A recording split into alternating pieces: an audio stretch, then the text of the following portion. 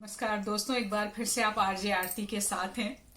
सबसे पहले तो आप सभी का तहे दिल से शुक्रिया, क्योंकि कल जो वीडियो का व्लॉग हमने बनाया था कि भाई रेडियो की स्क्रिप्ट हम कैसे बनाते हैं लाइव शो के लिए, तो आपके ढेरों हमें लाइक्स मिले, कमेंट्स मिले। तहे दिल से एक बार आप सभी का शुक्रिया।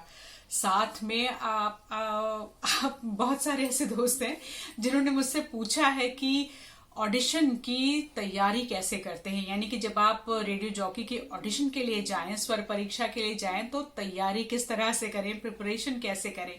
तो चलिए इस व्लॉग में मैं आपको ये बताती हूँ कि आरजे अगर आपको बनना है तो स्वर परीक्षा के लिए तैयारी आपको किस तरह से करनी पड़ेगी। देखिए, सबसे पहले तो दिमाग में बिल्कुल आपको फोकस करके चलना है कि आपको किस चैनल के लिए ऑडिशन देना है, क्योंकि एफएम में तो बहुत सारे माध्यम हैं, ऑनलाइन भी बहुत सारे एफएम के जो शोज हैं वो चलते हैं। अगर आप प्राइवेट चैनल्स की बात करें तो बिग एफएम है, रेडियो सिटी है, रेडियो मिर्ची है, और जो आकाशवाणी के जो चैनल्स है वो एफएम गोल्ड और एफएम रेनबो है। सबसे पहले कॉन्सेंट्रेट करिए, ध्यान केंद्रित करिए कि किस चैनल के लिए आपको ऑडिशन देना है। उसके बाद जिस चैनल के लिए आपको देना है उसके जो शोज आते हैं, जो प्रोग्राम्स आते हैं, वो आपको सुनने पड़ेंगे। क्योंकि देखिए, बहुत सारे चैनल्स ऐसे हैं जो कि रेट्रो शोज करते हैं, जैसे कि एफएम गोल्ड के शोज हैं। एफएम गोल्ड में क्या होता है कि हम 40, 50, 60 और 70 के दशक के जो पुराने गाने हैं उनको हम प्ले करते हैं, तो हमारी स्क्रिप्ट उस तरह से होती है। लेकिन अगर आप रेडियो सिटी के शो सुनेंगे, रेडियो मिर्ची के सुनेंगे, तो वो करंट अफेयर्स जो है वो बहुत ज्यादा होते हैं, और गाने वो लोग हमेशा जो नए गाने हैं, जो 2000 का ये जो दशक रहा है, 2000 से 2010, 2010 से अब तक, तो वो ये गाने चलाते हैं, ये गाने सुनवाते हैं लिसनर्स को, तो उनकी स्क्रिप्ट वैसी होती है। तो आप जिस चैनल पर जा रहे हैं, पहले तो उसके हिसाब से आप अपने दिमाग में बिठा लें कि आपको किस चैनल में जाना है, उस हिसाब से आपको तैयारी करनी होगी। अब चलिए, मैं चूंकि एफएम गोल्ड से जुड़ी हूं तो मैं आपको एफएम गोल्ड की तैयारी की ही बात बताती हूँ। देखिए, एफएम गोल्ड के जो शोज होते हैं उसमें वैसे तो ये 24 घंटे का इसमें प्रोग्राम्स आते रहते हैं, लेकिन इसमें अगर आप सुबह के शो सुनेंगे तो वो कुछ और होते हैं, दोपहर के सुनेंगे तो कुछ और होते हैं, शाम के कुछ और, रात के ओवरनाइट के कुछ और होते हैं। इसमें जो सुबह का जो मूड होता है कि बंदा ऑफिस जा रहा है, लोग घर के कामों में बिजी रहते हैं, जो महिलाएं हैं खास करके, और जो पुरुष हैं वो ऑफिस जा रहे होते हैं, तो उनको उस तरह की स्क्रिप्ट हल्की फुल्की, जो ताजा समाचार हैं, करंट अफेयर्स हैं, वो हमें बताने पड़ते हैं, और गाने हमें वैसे ही खुशी वाले, उमंग वाले, थोड़ा सा आप कह सकते हैं कि प्रफुल्लित करने वाले गाने हमें चलाने होते हैं, तो वो तैयारी अलग होती है। दोपहर का वक्त कुछ अलग होता है, जो महिलाएं हैं, गृहिणियां हैं, वो घर में आराम कर रही होती हैं, उनके सारे काम खत्म हो चुके होते हैं, तो दोपहर एफएम का जो शो आता है उसका कंसेप्ट वैसा होता है। उस समय का मूड गानों का कुछ अलग होता है, और उस समय स्क्रिप्ट की तैयारी वैसी होती है। शाम का आप अंदाजे बया लीजिए, तो शाम का समय लोग हल्की फुल्की गजलें सुनना पसंद करते हैं। रात का होता है तो कुछ डांस नंबर्स भी लोग सुनते हैं। शाम का समय, जैसे हमारा जो शो आता है ये शाम मस्तानी, हम उसमें डांस नंबर्स ही प्ले करते हैं और जानकारी भी वैसे देते हैं। रात का वक्त होता है तो कुछ लोग क्लासिकल सुनना पसंद करते हैं, कुछ लोग सदाबहार गाने जो 40, 50 और 60 के दशक के हैं, मोहम्मद रफी साहब के, लता जी के, आशा जी के, ऐसे गाने। तो सबसे पहले तो आप अपना ध्यान केंद्रित करें कि आपको किस चैनल के लिए तैयारी आपको करनी है, किस चैनल पर आपको जाना है। उसके शोज को आपको सुनना पड़ेगा कि किस तरह के शोज आते हैं उसमें, उस तरह की जानकारी आपको इकट्ठी करनी पड़ेगी। और बाकी सामान्य तौर पर जो करंट अफेयर्स होते हैं, जो ताजा तरीन इस समय समाचार जो चल रहे होते हैं, इस पर तो आपको फोकस करना ही होगा, ये तो आपको पता होना ही चाहिए। गानों का जो सिलेक्शन होता है, आप सुनिए किस चैनल पे किस तरह के गाने जो आरजेज हैं वो प्ले करते हैं, सुनाते हैं आपको, तो उन गानों पर भी आपका ध्यान होना चाहिए कि आजकल कौन से गाने चल रहे हैं, या जो रेट्रो शोज है उसमें जो पुराने गाने हैं, कौन कौन से सदाबहार गाने हैं। फिल्मों के नाम आपको पता होने चाहिए, पुराने म्यूजिक डायरेक्टर्स के नाम आपको पता होने चाहिए। ये सारी तैयारी आपको करनी होती है।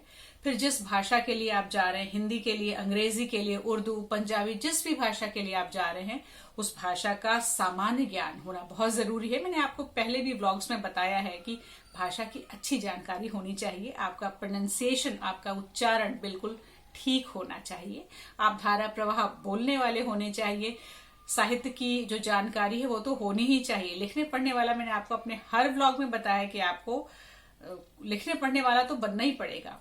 समाचार जो पत्र आते हैं, न्यूज़पेपर्स, उनको जरूर पढ़िए। ऐसा नहीं कि आपने पहला पन्ना पढ़ा, पेज 3 पढ़ा, स्पोर्ट्स पढ़ा और फिर छोड़ दिया। जो बीच के पन्ने होते हैं, जो एडिटोरियल होता है, संपादकीय होता है, उसमें भी बहुत सारी ऐसी जानकारी होती है। क्योंकि जो निर्णायक मंडल में जजेस बैठे होते हैं वो आपसे कब क्या पूछ लेंगे आपको नहीं पता। अब जैसे मैं रेट्रो शोज की बात करूं तो जो पुराने म्यूजिक डायरेक्टर्स हैं, जो स्वर्णिम युग कहा जाता है बॉलीवुड का, 40, 50 और 60 का दशक, इसमें बहुत सारे मूर्धन्य मैं कहूंगी संगीतकार हुए हैं जिनके नाम आम आदमी जो है वो कठिनाई से जान पाता है। जैसे अगर मैं हुस्नलाल भगत राम जी की बात करूं तो आप भी सोचेंगे ये कौन है।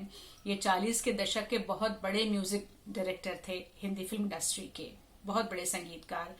सी रामचंद्र, जिनको कि चितालकर भी कहते हैं, तो चितालकर के नाम से इन्होंने गाने गाए हैं, सी रामचंद्र के नाम से इन्होंने गाने कंपोज किए हैं। ये सारी चीजें, ये सारी जानकारियां आपको होनी चाहिए। बहुत सारे लोग आर.डी. बर्मन को जानते हैं लेकिन उनके पिता सचिन देव बर्मन को नहीं जानते। सचिन दा बहुत बड़े संगीतकार थे। ऋषिकेश मुखर्जी बहुत बड़े फिल्मकार थे। ऋषिकेश मुखर्जी की तो जिस तरह की फिल्में हैं, क्लास आप जिनको कह सकते हैं, चुपके चुपके आप देखिए, आप बावर्ची देखिए, जिस तरह का अभिनय वो अपने कलाकारों से लेते हैं, बहुत कम लोग ऐसे होते हैं। तो ये सारी जानकारियां आपको होनी चाहिए। फिल्मकारों के नाम, संगीतकारों के नाम, ये आपको पता होना चाहिए। आपसे स्क्रिप्टिंग के बारे में पूछेंगे, बहुत सारी चीजें ऐसी होती हैं। तो जो इसकी तैयारी मैं कहूंगी, आपको अगर आप सचमुच आरजे बनना चाहते हैं तो 2 से 3 महीने तो कहीं नहीं गए हैं, और वो भी बिल्कुल केंद्रित होके, ध्यान को केंद्रित करके, बिल्कुल कंसंट्रेट होकर के, सारी कंसंट्रेशन के साथ आपको इसकी तैयारी करनी पड़ेगी। आप माध्यम तो पहले तो शायद सिर्फ लाइब्रेरी और किताबें ही थी, शायद क्या लाइब्रेरी ही थी, किताबें ही थी, और अब तो बहुत सारे माध्यम हैं। आप गूगल पर सर्च कर सकते हैं, इंटरनेट है, लाइब्रेरीज को भी आप छान सकते हैं। बहुत सारे ऐसे पुस्तकालय हैं। आप पुरानी दिल्ली की तरफ जाएंगे तो बहुत सारे ऐसे पब्लिशर्स हैं जो इस तरह की किताबें जो प्रकाशित करते हैं। आप उनको लीजिए, पढ़िए, भाषा पर काम कीजिए, अपने उच्चारण पर काम कीजिए, और इस तरह से आप अगर तैयारी करके जाएंगे तो आप निश्चित ही स्वर परीक्षा भी पास करेंगे और एक बहुत सफल आप आरजे बनेंगे। आपका जो सिलेक्शन है वो कहीं नहीं गया है। निर्णायक मंडल मजबूर हो जाएगा आपको एज आरजे सिलेक्ट करने के लिए। चलिए, तो रही ये जानकारी, क्योंकि आपने हमसे ये सवाल पूछे थे कि भाई तैयारी कैसे करते हैं, तो मैंने आपको सारांश में बताया कि जो तैयारी होती है सारांश में मूल रूप से यही होती है।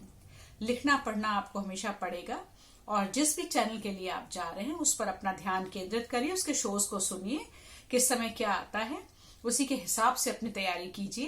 ये बिल्कुल परीक्षा पास करने जैसा है, क्योंकि इसमें लिखित परीक्षा भी होगी, मौखिक भी होगी, बहुत सारी चीजें आपको पता होनी चाहिए। और अगर आप लिखते पढ़ते रहेंगे तो आपको जाहिर सी बात है दिक्कत नहीं आएगी। मैं फिर से एक बार कहूंगी, भाषा का अच्छा ज्ञान होना जरूरी है। चलिए, अगर आपको ये वीडियो, ये जानकारी अगर आपको पसंद आए तो आप इसे लाइक कर दें, शेयर करें अपने दोस्तों के साथ, हमारे चैनल को आप सब्सक्राइब करें, और जो और भी आपके सवाल हैं, जो क्वेश्चंस हैं, जो आपके दिमाग में आ रहे हैं, आप हमें कमेंट में करके बताइए।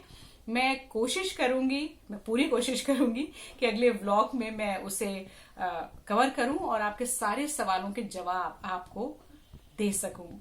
Thank you so much.